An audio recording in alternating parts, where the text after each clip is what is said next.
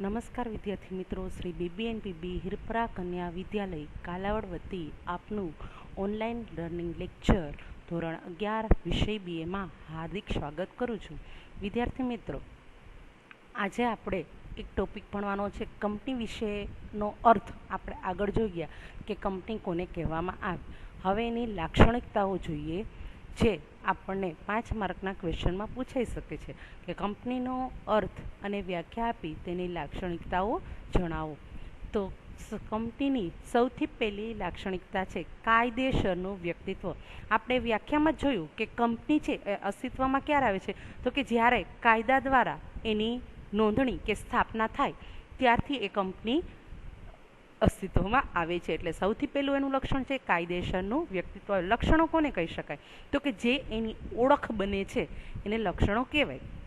તો પહેલું છે કાયદેસરનું વ્યક્તિત્વ. તો કે કંપનીની નોંધણી થતાં કંપનીને અલગ કાનૂની વ્યક્તિત્વ મળે છે. એટલે કે કાયદા દ્વારા, કાનૂન દ્વારા એને વ્યક્તિત્વ પ્રાપ્ત કરવામાં આવે છે કે ત્યારથી એ જેમ એક વ્યક્તિ તમામે તમામ કરાર કરી શકે છે, તમામે તમામ કાર્યો કરી શકે છે, એવા વ્યક્તિ જેવા જ હવે આ કંપની છે પોતાના નામે કાર્ય કરી શકશે.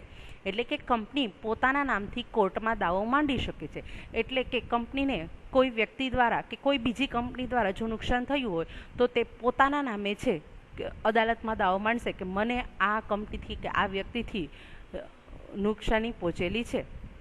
કરાર કરી શકે છે. બીજા વ્યક્તિ સાથે એણે મિલકતો લેવી હોય તો મિલકતોનું માટે કરાર કરી શકે છે અને કંપની સામે પણ કાયદેસર કાર્યવાહી થઈ શકે છે. એટલે તમને પણ કોઈ કંપનીથી કાંઈ નુકસાન થયેલું હોય તો તમે કંપની સામે પણ કાયદેસરની કાર્યવાહી કરી શકો છો. જેમ કોઈ વ્યક્તિએ તમને નુકસાન પહોંચાડ્યું હોય અને તમે અદાલતમાં જઈ અને તેની સામે ફરિયાદ નોંધાવી શકો છો, એ જ રીતે જ્યારે કંપનીની નોંધણી થાય અને એને અલગ કાનૂની વ્યક્તિત્વ મળી જાય તો એ કંપની દ્વારા પણ તમને નુકસાન થયું હોય તો તમે કાયદેસર કાર્યવાહી કરી શકો છો. ત્યાર પછી એનું બીજું લક્ષણ છે કાયમી અસ્તિત્વ.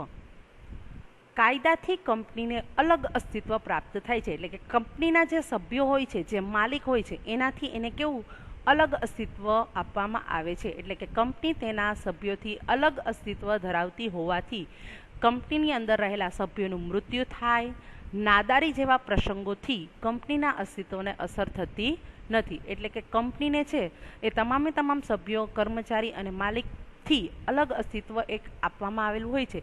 એટલે સભ્યોનું મૃત્યુ થાય કે નાદારી થાય તો કંપનીના જે અસ્તિત્વ હોય એને કાંઈ અસર થતી નથી. ફડચાની પ્રક્રિયાથી જ કંપનીનો અંત લાવી શકાય છે. ફડચું તમારા માટે નવો શબ્દ છે. ફડચાની પ્રક્રિયા એટલે શું, તો કે જેમ કંપનીની સ્થાપના દ્વારા એને અસ્તિત્વમાં લાવી શકાય છે એમ કંપનીના જે નિયમો છે, કંપનીની જે ફડચાની વિધિ છે એ વિધિ તમે અનુસરીને જ કંપનીનો અંત લાવી શકો છો. એટલે ફડચાની પ્રક્રિયા એટલે તો કે જ્યારે તમારે કંપનીનો અંત લાવવો હોય ત્યારે જે એ ફડચાની પ્રક્રિયા છે એ નિયમો અનુસાર તમારે કાર્ય કરવાનું રહે છે. ત્રીજું એનું લક્ષણ છે મૂડીનું નાના હિસ્સામાં વિભાજન. વિદ્યાર્થી મિત્રો, હવે તમે એકાઉન્ટમાં શેર એટલે શું એ ભણી ચૂકેલા છો, છતાં પણ એક નાનું ઉદાહરણ આપું. આપણે અહીંયા જોયું કે વિશાળ પાયા પર મૂડીરોકાણ જોઈતું હોય તો કંપનીમાં મળી રહે. કઈ રીતે? માની લો કે હું એક કંપનીની શરૂઆત કરવા જઈ રહી છું. મારે અંદાજિત 20 લાખની મૂડીની જરૂર છે.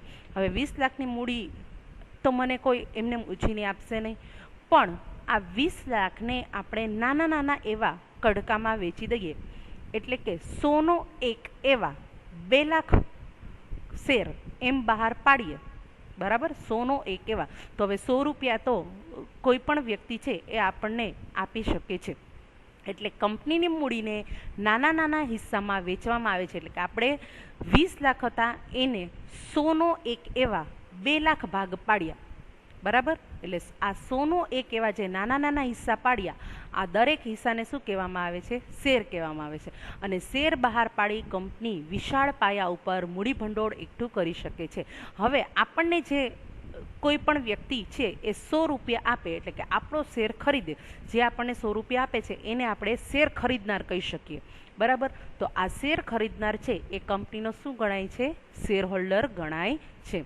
વિદ્યાર્થી મિત્રો, કોઈ પાસે 100 રૂપિયા હશે તો એ 100 રૂપિયા આપશે, કોઈ પાસે 500 હશે તો એ આપણામાં 500 આપશે, તો આપણે એને 5 શેર આપ્યા હોય એવું કહેવાય. કોઈ પાસે વધારે હશે તો એ આપણામાં વધારે મૂડીરોકાણ કરશે. એટલે ત્રીજું એનું લક્ષણ છે મૂડીનું નાના હિસ્સામાં વિભાજન. તો કે કંપનીની મૂડીને નાના નાના હિસ્સામાં વેચવામાં આવે છે. આ દરેક હિસ્સાને શું કહેવામાં આવે છે? શેર કહેવામાં આવે છે. એક બે વાક્યમાં પૂછાશે કે શેર એટલે શું. અને શેર ખરીદનાર કંપનીનો શું ગણાય? શેર હોલ્ડર ગણાય. ચોથું લક્ષણ છે શેરની સરળ ફેરબદલી. તો કે કંપની અને કાયદાની જોગવાઈઓને આધીન રહી શેર હોલ્ડર કંપનીના શેર વેચી શકે છે. માની લો કે કોઈ એક વ્યક્તિએ આપણામાં 100 રૂપિયાનું રોકાણ કરેલું હતું, હવે એને 100 રૂપિયા જોઈએ છે, તો કંપની જ એ 100 રૂપિયા ક્યારે પાછા આપે છે? તો કે જ્યારે કંપનીનો અંત આવશે અને કંપની પાસે જો મિલકત રહેશે તો એ 100 રૂપિયા આપે છે. નહીતર શું કરશે? તો એ વ્યક્તિને 100 રૂપિયા જોઈતા હોય તો એ પોતાના નામનો જે શેર છે એ બીજા વ્યક્તિને વેચી દે અને પોતે 100 રૂપિયા શું કરી લે છે? છૂટા કરી લે છે. આ 100 રૂપિયા છે એની કિંમત છેક સુધી રહે એવું જરૂરી નથી. તમે અત્યારે જુઓ છો કે શેર બજારમાં છે એ સતત ભાવ વધતા જતા હોય છે, વધે છે ને ઘટે છે, બરાબર છે. એટલે કંપની અને કાયદાની જોગવાઈઓને આધીન રહી કાયદાની જે જોગવાઈ છે એ અનુસરીને શેર હોલ્ડર કંપનીના શેર વેચી શકે છે અને ખરીદી પણ શકે છે. શેરની ફેરબદલી એ કંપનીનું મહત્વનું લક્ષણ છે. એક્ઝામમાં પૂછાઈ શકે છે કે કંપનીનું મહત્વનું લક્ષણ કયું છે? તો કે શેરની ફેરબદલી. જ્યારે પણ તમારે પૈસાની જરૂર પડે એટલે કે નાણાંની જરૂર પડે ત્યારે સરળતાથી તમે કોઈ વ્યક્તિને એ શેર વેચી શકો છો અને તમારા પૈસા છૂટા કરી શકો છો. ત્યાર પછી છે સામાન્ય મોહર, એટલે કે કંપનીનો પોતાનો જે રોજબરોજના કાર્યો માટે યુઝ કરી શકે એવો બધાથી અલગ કે જે એના જેવો બીજા કોઈનો હોય નહીં, એ સિક્કો જે તમે કહી શકો. સામાન્ય મોહર એટલે કે કોમન સીલ. કરારો, શેર પ્રમાણપત્રો, દસ્તાવેજો અને રોજબરોજના વ્યવહારોમાં કંપનીની સંમતિ દર્શાવવા માટે સામાન્ય મોહર લગાવવામાં આવે છે. કે કંપની છે હવે એ પોતે કૃત્રિમ વ્યક્તિ છે, તો જેમ કાયદેસરની વ્યક્તિ હોય તો એ પોતાની સહી કરે છે, તો કંપની છે એ આવું તો કરી શકશે નહીં. તો એના માટે છે એક સામાન્ય મોહર અંકિત કરવામાં આવેલી હોય છે અને આ સામાન્ય મોહર છે એ રજિસ્ટ્રાર પાસે નોંધણી કરાવેલી હોય છે કે જેથી એની મોહર લાગે એટલે આમાં આ કંપની સહમત છે એવું ગણી શકાય. છઠ્ઠું એનું લક્ષણ છે સંચાલન. હવે કંપની છે એ કેવી વ્યક્તિ છે? કૃત્રિમ વ્યક્તિ. એટલે એ પોતાની રીતે તો કાર્ય કરી શકશે નહીં. તો કે કંપની કૃત્રિમ વ્યક્તિ હોવાથી કંપનીના આવેદનપત્ર, જે તમે એસપીમાં ભણી ચૂકેલા છો, આવેદનપત્ર એટલે શું? તો કે કંપની કેવી હશે, અંદર શું રાખવામાં આવશે, એની મૂડી કેવી હશે, જવાબદારી કેવી હશે, એનું નામ શું હશે, કઈ જગ્યાએ સ્થિત હશે, આ બધી માહિતી છે એ આવેદનપત્રમાં જણાવેલી હોય છે. કંપનીને લગતી તમામે તમામ માહિતી ક્યાં જણાવેલી હોય છે? આવેદનપત્રમાં. જ્યારે કંપની કયા નિયમ અનુસાર કાર્ય કરશે એ કેમાં જણાવેલું હોય છે? તો કે નિયમનપત્રમાં. કંપની કૃત્રિમ વ્યક્તિ હોવાથી કંપનીના આવેદનપત્ર અને નિયમન પત્રને આધીન રહી સંચાલક મંડળ. હવે આ સંચાલક મંડળ એટલે શું એ આપણે ટૂંકમાં જાણકારી મેળવી લઈએ. સંચાલક મંડળ કોને કહેવાય? હવે આ બધા જે કોઈ પણ વ્યક્તિ કંપનીનો શેર ખરીદે છે એ તમામને કંપનીના શેરહોલ્ડર એટલે કે સભ્ય ગણવામાં આવે છે. હવે આ તમામ સભ્યો ભેગા થઈ અને એક સભા દ્વારા છે ચૂંટણી કરે છે કે આમાંથી કોને પ્રતિનિધિ તરીકે રહેવું છે. જેને પ્રતિનિધિ તરીકે રહેવું હોય એ ઉમેદવારી નોંધાવે છે અને હવે મત માંગવામાં આવે છે. જેને બહુમતી મળે એ વ્યક્તિ સંચાલક તરીકે કાર્ય કરે છે ને આ સંચાલકો સામૂહિક રીતે જ્યાં ભેગા થાય એને શું કહેવામાં આવે છે? સંચાલક મંડળ તરીકે ઓળખવામાં આવે છે. તો કે કંપની કૃત્રિમ વ્યક્તિ હોવાથી કંપનીના આવેદનપત્ર અને નિયમનપત્રને આધીન રહી સંચાલક મંડળ કંપનીનું સંચાલન કરે છે. શેરહોલ્ડરો પોતાનામાંથી પ્રતિનિધિ તરીકે ચૂંટે છે, જેને શું કહેવામાં આવે છે? સંચાલક એટલે કે ડાયરેક્ટર કહેવામાં આવે છે. અને સંચાલકો સામૂહિક રીતે સંચાલક મંડળ તરીકે ઓળખાય છે, જે કંપનીનું શું કરશે? સંચાલન કરે છે. હવે એક એમસીક્યુ પૂછાઈ શકે કે કંપનીનું સંચાલન કોણ કરે છે? તો કોણ કરશે? સંચાલક મંડળ. અને આ સંચાલકો કોણ હોય છે? તો કે કંપનીના જે શેરહોલ્ડરો છે એમાંથી એ પોતાના પ્રતિનિધિની ચૂંટણી કરે છે. એ જે પ્રતિનિધિ ચૂંટાઈ આવે છે એને શું કહેવામાં આવે છે? સંચાલકો. અને જેટલા પણ પ્રતિનિધિઓ ચૂંટાયેલા હોય તે બધા સાથે મળીને કાર્ય કરે છે એને કહેવામાં આવે છે સંચાલક મંડળ, કે જે કંપનીનું શું સંભાળે છે? સંચાલન. આમ કંપનીમાં માલિકી અને સંચાલન બંને કેવા છે? અલગ. એટલે કે માલિક પોતે પણ અલગ છે અને સંચાલન કરનાર પણ કેવા છે? અલગ છે. 7મું છે સભ્યનો દરજ્જો.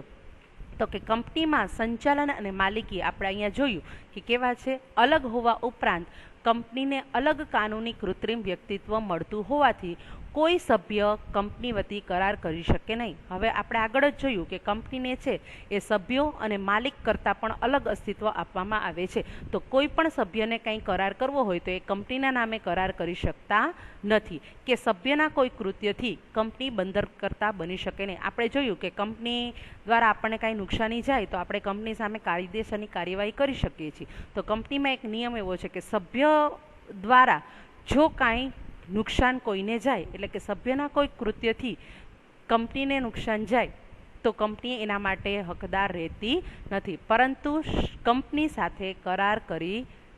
સભ્ય કંપની સાથે કરાર કરી શકે. ફરીથી જોઈ લઈએ. કંપનીમાં સંચાલન અને માલિકી અલગ હોવા ઉપરાંત કંપનીને અલગ કાનૂની કૃત્રિમ વ્યક્તિત્વ મળતું હોવાથી કોઈ સભ્ય કંપની વતી કરાર કરી શકે નહીં. અને કોઈ સભ્ય દ્વારા અન્ય કોઈને નુકસાન થયું હોય કોઈ સભ્યના કૃત્યથી તો એના માટે કંપની જવાબદાર બનશે નહીં, પરંતુ સભ્ય કંપની સાથે કરાર કરી શકે છે. પરંતુ એ સભ્ય છે એને કોઈ કંપની સાથે કરાર કરવો હોય, બરાબર છે, કે આ કામ છે એ તમારું હું સંભાળીશ, તો એ કરાર કરી શકે છે.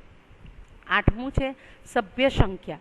તો કે ખાનગી કંપનીમાં ઓછામાં ઓછી કેટલી સભ્ય સંખ્યા? 2. હવે આ ખાનગી કંપની એટલે શું, જાહેર કંપની એટલે શું, એ આપણે આગળ ભણવાનું જ છે.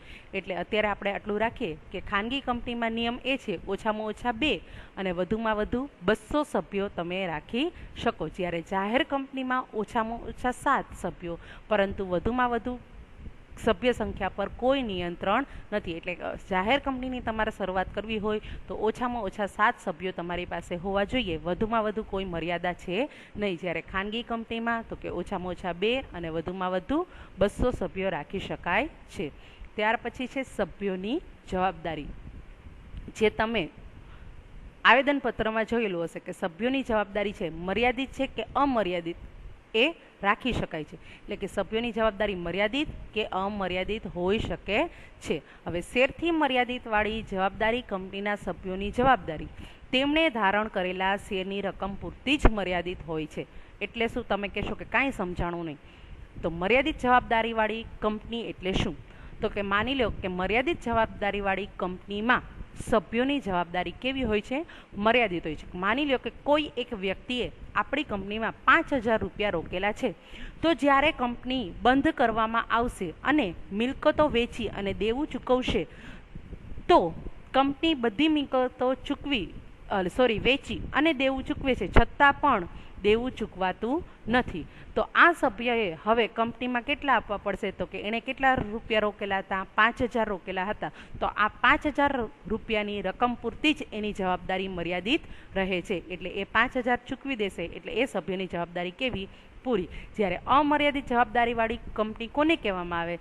તો કે અમર્યાદિત જવાબદારીવાળી કંપનીમાં સભ્યોની જવાબદારી પણ કેવી બની જાય છે? અમર્યાદિત. એટલે કે એણે રોકાણ તો 5,000નું જ કર્યું હોય, પણ હજી જો મિલકતો વેચી અને દેવું ન ચૂકતે થાય તો એની પોતાની અંગત મિલકતો હોય એ પણ વેચીને એને દેવું ચૂકવવું પડે છે. હવે તમે કહેશો કે આ સભ્યોની જવાબદારી કંપની છે એ મર્યાદિત છે કે અમર્યાદિત, એ કઈ રીતે જાણી શકાય? તો કે સભ્યોની જવાબદારી મર્યાદિત છે કે અમર્યાદિત તે કંપનીના આવેદનપત્રમાં જણાવવામાં આવે છે. 10મું છે મૂળભૂત અધિકારો. તો કે કાયદાથી જ કંપનીને અલગ કાનૂની અસ્તિત્વ મળે છે, પરંતુ કંપની છે એ દેશની નાગરિક નથી, તેથી નાગરિકને પ્રાપ્ય તેવા મૂળભૂત અધિકારો કંપનીને મળતા નથી. હવે તમે કહેશો કે એટલે શું? તો કે જેમ આપણે ત્યાં કંપનીની સ્થાપના થયેલી છે પણ કંપનીને કાયદા દ્વારા એક કૃત્રિમ વ્યક્તિ તરીકેની ગણના કરેલી છે, તો જેમ આપણા દેશની નાગરિક વ્યક્તિ હોય એને જે પણ મૂળભૂત અધિકારો કાયદા દ્વારા લાગુ પડે છે એ રીતે એને આ કાયદા દ્વારા મૂળભૂત અધિકારો લાગુ પડતા નથી, કારણ કે એ અલગ કાનૂની અસ્તિત્વ ધરાવે છે. અને 11મું છે, હવે આપણે જોયું હતું સહકારી મંડળીમાં સભ્યદીઠ મતાધિકાર હતું, જ્યારે આમાં શેરદીઠ મતાધિકાર. હવે શેરદીઠ મતાધિકાર એટલે શું? તો કે તમે કોઈ પણ કંપનીમાં 50 શેર ધરાવતા હો તો તમે 50 મત આપી શકો છો. જ્યારે આપણે સહકારી મંડળીમાં જોયું હતું કે એમાં માનવીને મહત્વ આપવામાં આવે છે, એટલે કે તમે ભલે 50 શેર ધરાવતા હો પણ તમે એક જ તમારા જ નામે જો શેર ધરાવતા હો તો તમે એક જ મત આપી શકો છો. એટલે કંપનીના સભ્યો તેમની પાસે જેટલી સંખ્યામાં શેર ધરાવતા હોય તેટલા મત આપી શકે છે. એટલે કે જેટલા શેર ધરાવશે એટલા મત આપશે. અને શેરની સરળ ફેરબદલી અને શેરદીઠ મત એ કંપનીની આગવી લાક્ષણિકતાઓ છે. વિદ્યાર્થી મિત્રો, આજના લેક્ચરમાં આટલું જ. વધુ નેક્સ્ટ લેક્ચરમાં.